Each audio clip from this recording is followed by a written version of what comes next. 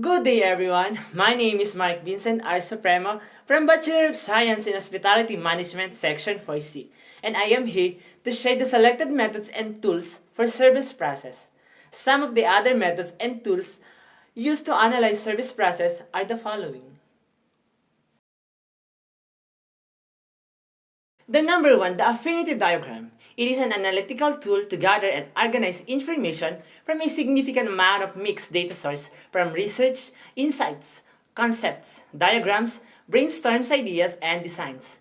And also this method is employed to sort and bundle information into groups or based on the relationships, and often these connections and relationships provide deeper insights and new ideas. And the number two is brainstorming. It is a method to generate ideas from a group of people to solve a design problem. Under the direction of a facilitator, members of the group contribute ideas freely to cover as many areas as possible in search of best possible design. Rough ideas contributed by the participants are gathered and refined to determine solutions. And the number three is the character profiles. These supplement the understanding and appreciation of designers by providing patterns or trends about service users. And also knowing the profile would also help in justifying the innovations and improvements designed for the clients. And the number four is the contextual interview. It refers to interview conducted in the natural environment where the service occurs. The number five is the user journey map. It is a diagram that uses illustrations, photographs, are codes telling out the journey of the user through a service. And also it helps in identifying the key stages and touchpoints along the user's service experience, what parts of the service work for the user, and what parts need to improve. And also it is a useful technique to understand the motivations of customers in relations to their wants, needs, hesitations, and concern. And the number six is the cultural probes. These are also referred to as user diary. It provides a way gathering information about people and their activities and insights about the day of communities. The number seven is the documentaries. These are a tool used to provide information at the initial stages of the design process. And also this method is a visual representation of human emotions and expressions captured through film. Number 8 is the empathy probes. These are a tool for design that consider what the users are thinking and feeling more than what they are doing and saying. The number 9 is the ethnographic user research. It is a tool used to support a deeper understanding of the design issues for service designers.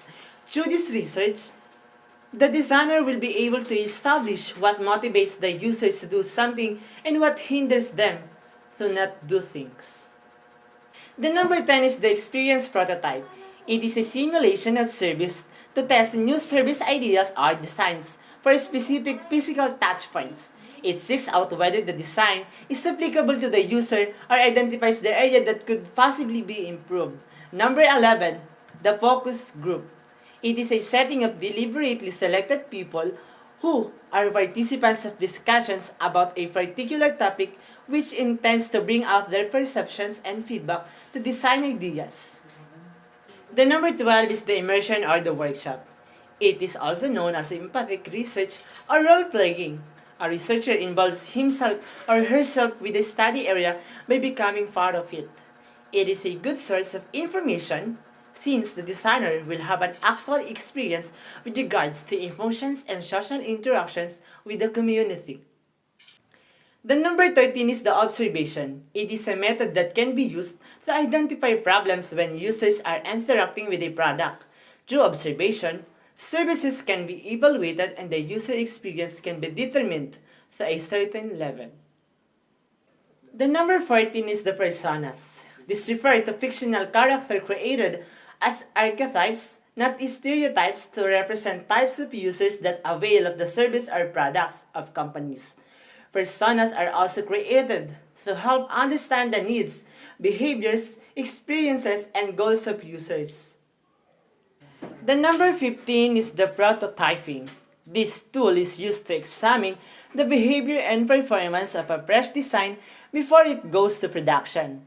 The service is tested by observing the interaction of the user with the prototype of the service, mimicking the venue, setting, and conditions where the service is actually rendered. The kinds of prototyping methods are the following. We have the sketches and diagrams, storyboarding, and also we have the building blocks prototype, the role play, the physical models, and also we have the user-driven prototype. The number 16 is the scenarios. This is referred to the creation of a hypothetical story to visualize how user will utilize the service in order to generate design. And also, the scenarios can either be written or drawn with sufficient detail to anticipate and demonstrate the needs of users. The number 17 is service prototype. This is a simulation tool to test the service design through observations of the interaction between the user and the prototype of the service set in the place, situation, and condition where the service truly exists. Second to the last, the shadowing. The researcher acts as an observer only and does not interfere with the participants in any circumstances.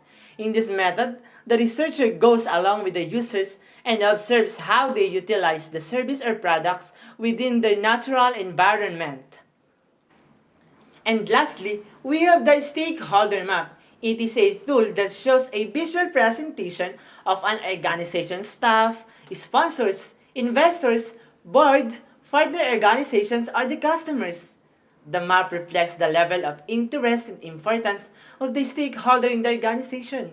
The stakeholders are listed and sorted on a chart based on the extent of their interest and influence or the power each holds in the organization. A stakeholder map helps determine who, among the stakeholders, possesses the biggest impact on the organization. And that's all for the selected methods and tools for service process. Once again, my name is Mark Vincent R. Supremo, Section BS Station 4C from Laguna State Polytechnic University, and good day everyone.